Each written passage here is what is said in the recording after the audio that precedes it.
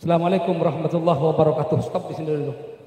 Bismillahirrahmanirrahim. Alhamdulillahirabbil alamin wassalatu wassalamu ala asyrofil anbiya wal mursalin sayyidina Muhammad wa alihi washabihi ajmain, amma ba'du. Langsung saja karena kita diberi waktu, saya mewakili Naat hasil riset tim 9 Naat selama ini tentang Wali Songo, baik yang Al-Husaini ataupun yang Al-Hasani, akan mempresentasikan dengan judul sebagai berikut. Risalah Wali Songo berdasarkan manuskrip Jawa, manuskrip Yunan, dan manuskrip Bukhara. Nih yang penting. Bukan kata saya, kata manuskrip. Manuskrip Yunan, manuskrip Jawa, Yunan, Bukhara. Sehingga kalau mau komplain, jangan komplain saya nanti. Komplain ke manuskrip. Untuk translator sambil lalu dibisik-bisiki biar tahu nanti anunya apa maksud saya itu. Baik, lanjut. Lanjut, sudah tahu profil organisasi Naat, terus lanjut. Lanjut. Nah, ini Naat waktu deklarasi Naat dulu tahun 2017. Lanjut lagi. Nah, ini bagi yang baru bergabung di Naat, ini cikal bakal Naat. Naat berdiri tahun 2017, jauh sebelum adanya polemik nasab. Sehingga jika ada statement Naat berdiri karena ada polemik nasab, itu adalah suatu kekeliruan yang sangat fatal. Ini buktinya. Lihat, ini wajah wakil ketua yang pakai baju hijau itu, masih culun sekali. 2000, masih satu istrinya beliau, sekarang sudah 3. Ya. Itu masih satu. Ini bukti bahwa Naat berdiri 2017 bukan bermaksud merungkatkan nasab seseorang, bukan berdiri bukan untuk caci maki, tapi Naat berdiri untuk menyatukan yang terserak, menyambung silaturahim. Ini tujuan Naat. Lanjut. Nah, ini mengumpulkan yang terserak, menanam tidak hanya memanen. Ini visi utama Naat. Lanjut. Lanjut. Nah, ini pengurus, beliau yang melantik saya, beliau pengasuh pondok pesantren Sidogiri, ketua dewan mustasyar, beliau Rois Suriah Kiai Hasan Malik yang sekarang pakai koprah hitam ini, tidak mau ke katanya pakai preman saja. Tadi setelah saya tanya, yang terakhir saya. Lanjut. Lanjut, Dewan Pengurus. Nah, ini LP3SN ini, bagian nasab ini, tugasnya. Ayo lanjut.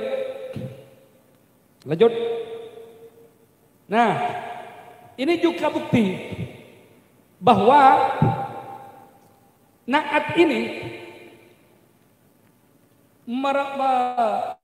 berdasarkan manuskrip yang didapat oleh Naat sejak tahun 2019. Ini isbat dari Naqabah Sadatil Ashraf bil Mamlakah Al-Maghribiyah Syarifah yang dikeluarkan oleh Naqib Maulai Muhammad Rasyid tahun 2019.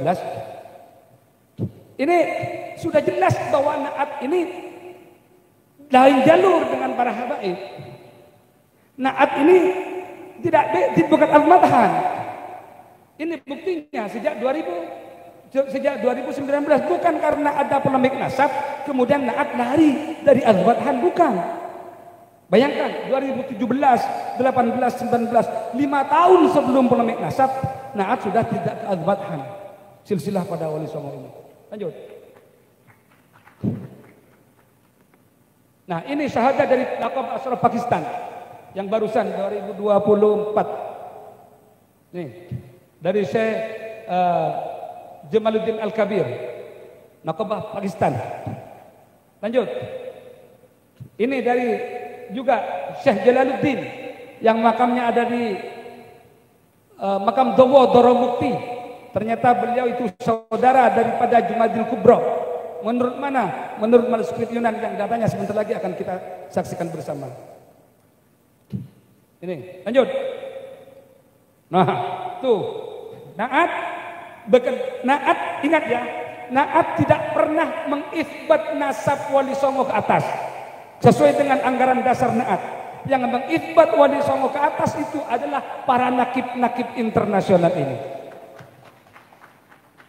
Ketika ada permasalahan tentang nasab Wali Songo, katakanlah ada selisih nama, ada beda nama tentang nama-nama pada kakek-kakek Maulana Jumadil Kubro atau kakek-kakek Maulana Ishaq bin Junaid, itu bukan urusan Naat, itu urusan Naqabah yang mengisbat. Makanya kita datangkan Naqabah nakib internasional itu agar supaya jelas semuanya bahwa kita ini tidak mengarang mereka yang mengisbat Wali Songo itu. Adapun Naat mengisbat dari kita yang hidup ini sampai kepada Wali Songo.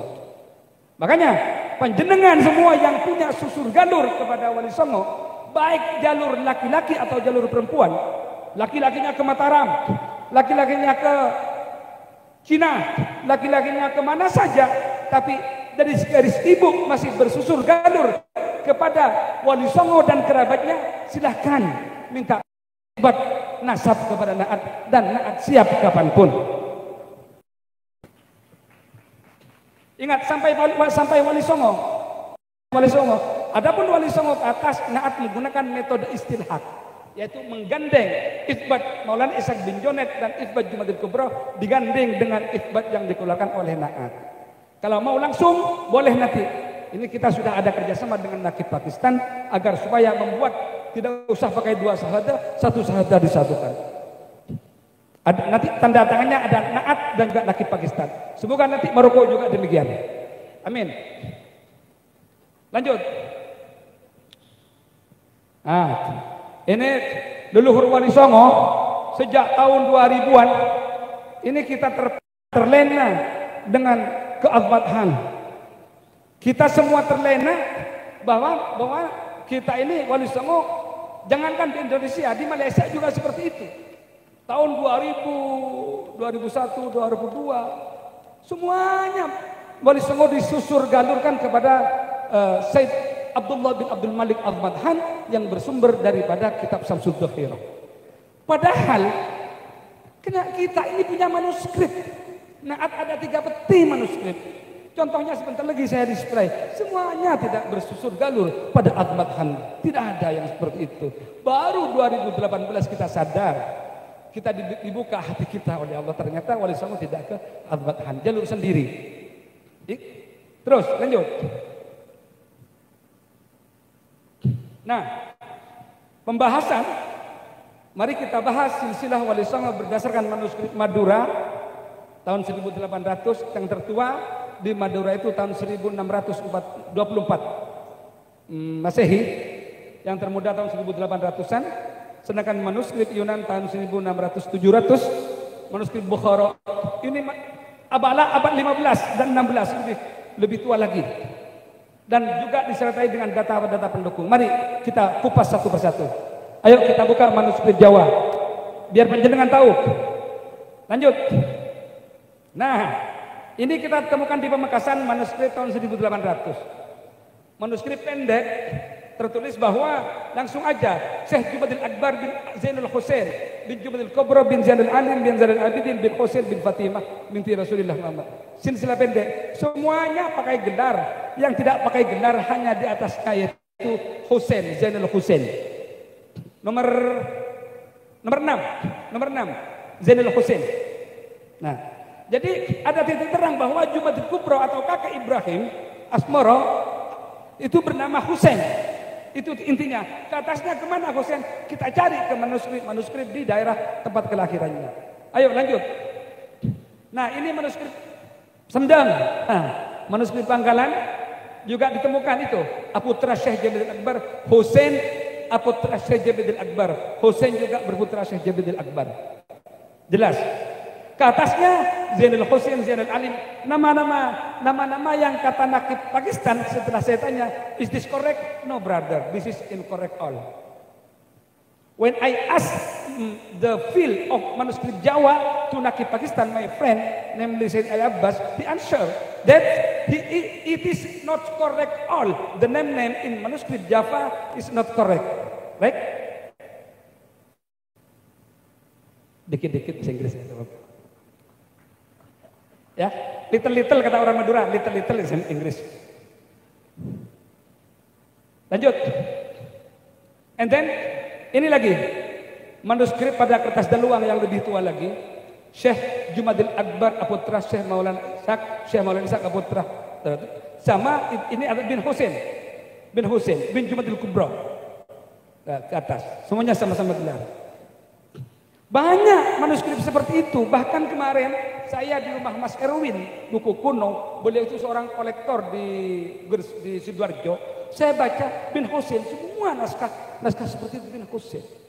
Bukan bin Jalaluddin, bin Abdullah bin Abdul Malik, bukan. Tapi bin Husain. Dari mana Jalaluddin ini datangnya? Saya udah habis pikir. Ya, ini. Terus kemudian, lantas Husain ini siapa? Nah, ini manuskrip Yunan tahun 1600 sampai 1700. Ini menulis silsilah Jamaluddin Al-Kabir. Ini. Dan subhan ada yang merah-merah itu ya, dada. Apa itu? Laser. Oh, his name is laser. Loh, mana udah?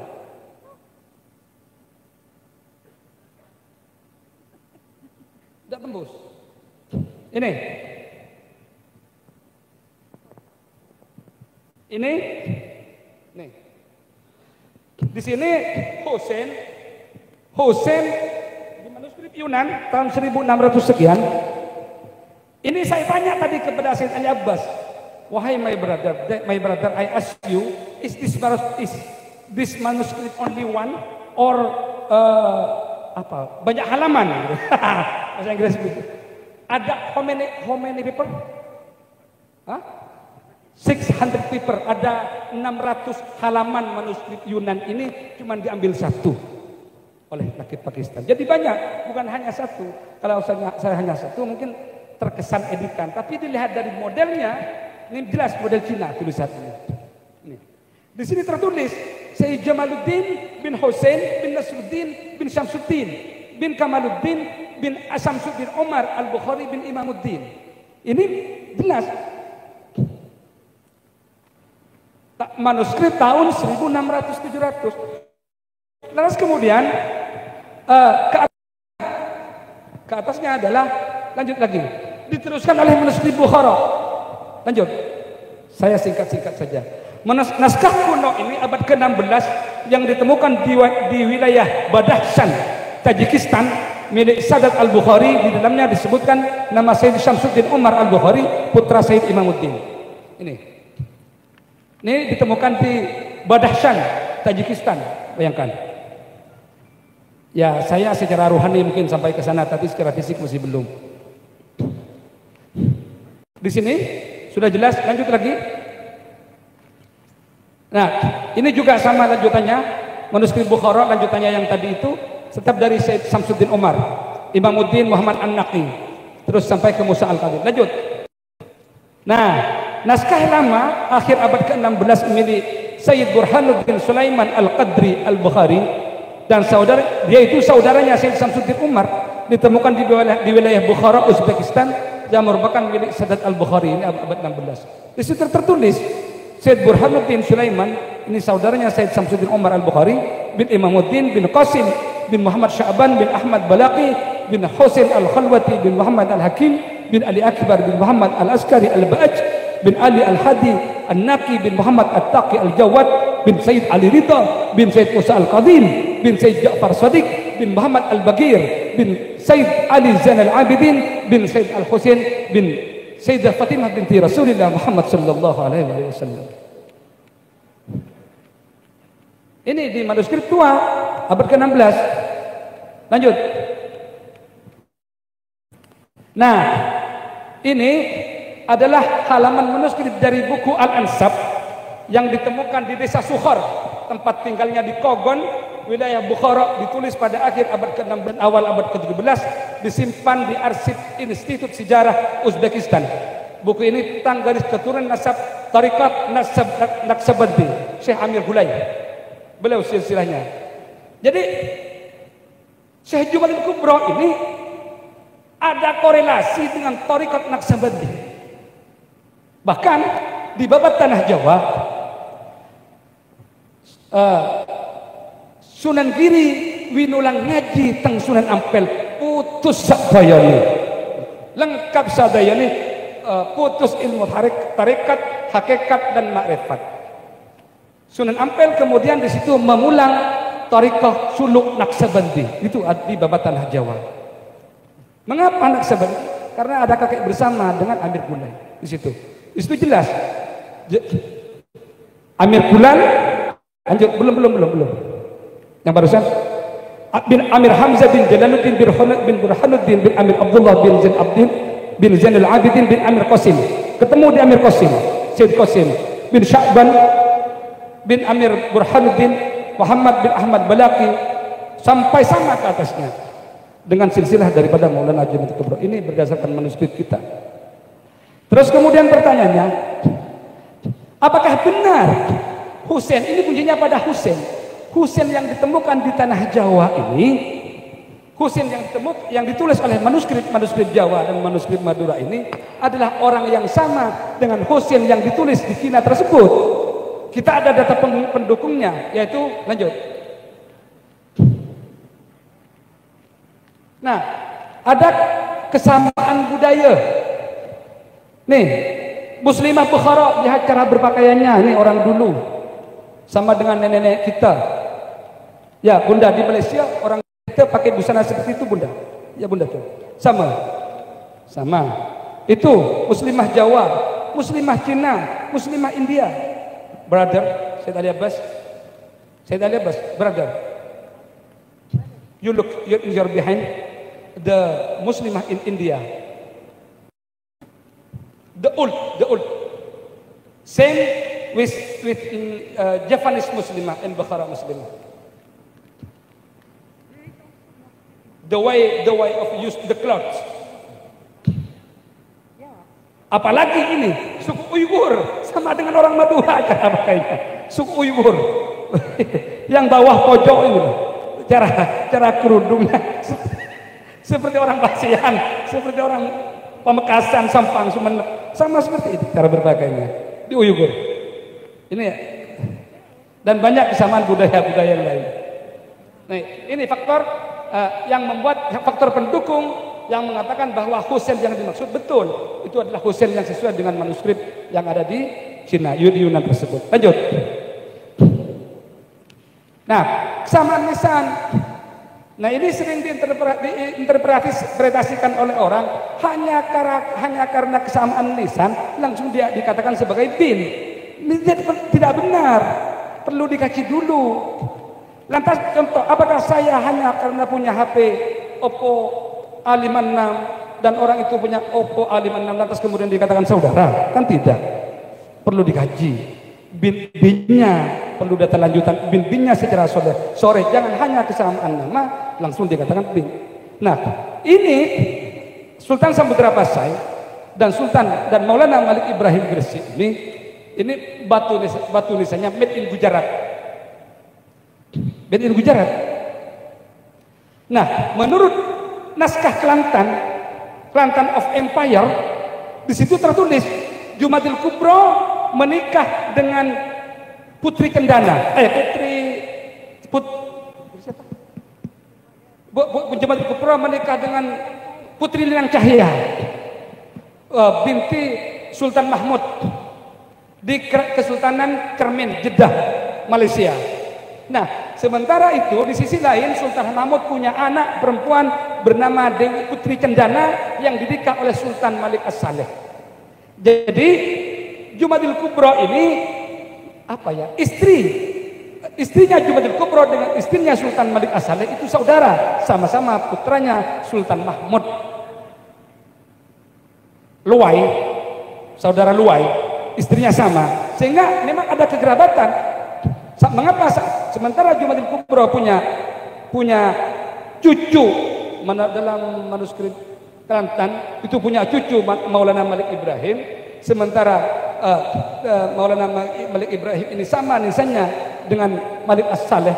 Mengapa kok sama? Karena uak atau di kakek, karena kakek dari ibunya. Datanya ada kita di Kelantan of Empire. Lanjut. Kesamaan madhab menurut Babat Pajang membuka tabir jejak sejarah yang terabaikan bahwa Kesultanan Demak Bintara selama 70 tahun sebelum bermadhab Syafi'i terlebih dahulu menganut madhab Hanafi. Bukan kata saya, tapi menurut Babat Pajang. Bahkan ada manuskrip Sumenep yang mengatakan bahwa Maulana Jumadil Kubra ala madhabil Hanafi. Maulana Ibrahim Asbara, Maulana Ibrahim wa ala madhabil Hanafi. Ada manuskripnya. Di samping bukunya Profesor Slamet Mulyana tidak kita tampilkan karena katanya kontroversi, dan juga naskah Sampokong tidak kita tampilkan karena kontroversi. Kita ambil data-data yang lain. Ini.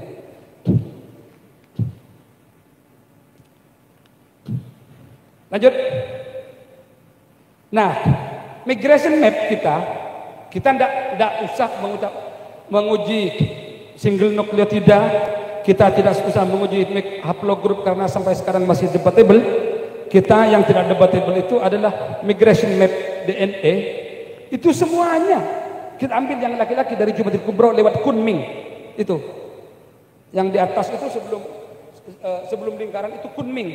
Sementara ketika saya ke Yunan, makam daripada Syed Al-Ajal Syamsuddin Umar Al-Bukhari itu ada di wilayah Kunming. Kunming. Ini. Lanjut. Nah, ini pembahasannya sebenarnya ini sudah saya bahas tadi, sudah langsung pembahasan Ibrahim Asmara. Lanjut. Lanjut. Nah, Husain bin Nasruddin dalam manuskrip Yunan tertulis bahwa Syed Husain putra Syed Nasruddin ini punya putra 7. Satu Ummu Kulthum. Ummu Kulthum ini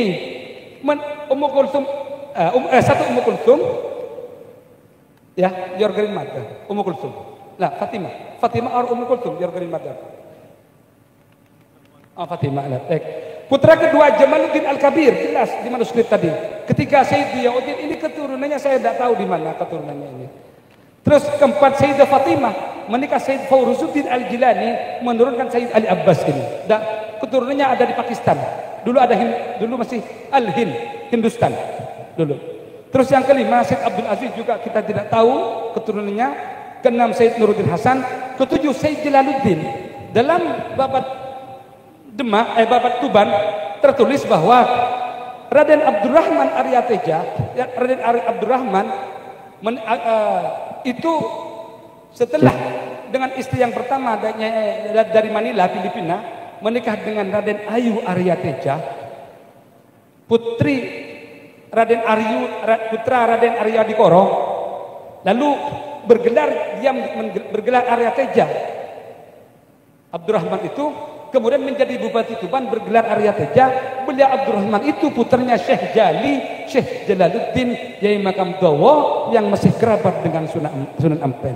Ternyata ini Jalaluddin ini, dan di data Cina tidak tertulis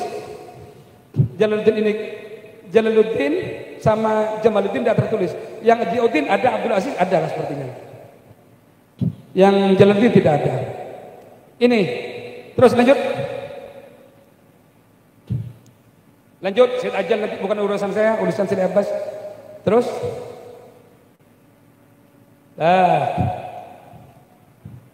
lanjut. Nah, sekarang berdasarkan manuskrip Jawa, Serat Pandangan Tapas Darah Dalim Jogja, Maulana Jumadil Kubra berputra 21 orang. Kemudian ditambahi berdasarkan data Kelantan, ditambahi Ali Nurul Alam dan Barakat Zainal Alim. Itu data Kelantan. Totalnya 23 sementara yang tercover, tapi menurut data orang Jawa itu ada 21 orang. Satu Maulana Sultan Tajuddin Ahmad Al-Kubra, dua Maulana Sultan Muhyiddin Muhammad Al-Kubra, tiga Siti Rahimah, empat Maulana Abu Ahmad Ishaq Imam Pasai. Ini yang distorsi.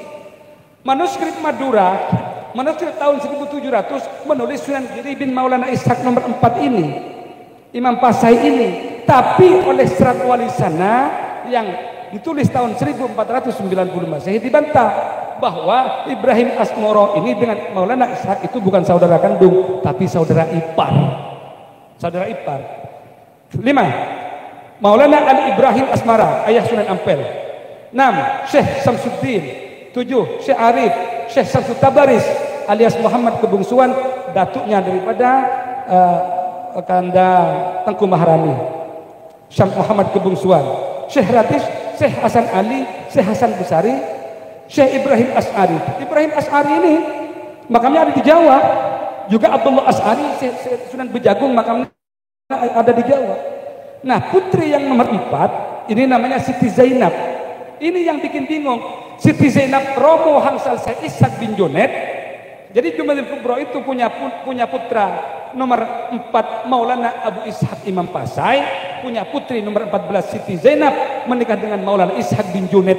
Jadi anaknya bernama Ishak, mantunya juga bernama Ishak, sehingga setelah 300 tahun kemudian dikira Sunan Giri itu anaknya yang Ishak, putranya Ishak yang anak, ternyata putranya Ishak yang mantu. Dari mana? Dari Serat Wali Sana sumbernya kita. Itu. Nah, Maulana Ishak bin Junaid ini kakek daripada Sunan Giri, Sunan Gunung Jati, Sunan Kudus, yang nasabnya bersambung kepada Sultanul Aulia Syekh Abdul Qadir Al-Jilani. Adapun Sunan Ampel, Sunan Derajat, Sunan Bonang, Sunan Kalijaga nasabnya bersambung kepada Said Musa Al-Kadhim Al-Husaini. Nah, jadi Wali Songo ada 2. Coba buka terakhir. Tabel, lanjut. Ini cara mengajukan syahadah nanti gampang. Lanjut. Tak ada. Jadi secara umum Wali Songo itu nasabnya terbagi 2. Ada yang Al-Hasani, Al-Jilani, dan ada yang Al-Husaini. Yang Hasani adalah Sunan Giri, Sunan Kudus, dan Sunan Gunung Jati. Terus yang Al-Husaini, Sunan Ampel, Sunan Derajat, Sunan Bonang, Sunan Muria, dan Sunan Kalijaga. Mungkin ini dari saya. Kurang lebihnya mohon maaf. Wahul baqi ila qutrandik. Wassalamualaikum warahmatullahi wabarakatuh. Waalaikumsalam.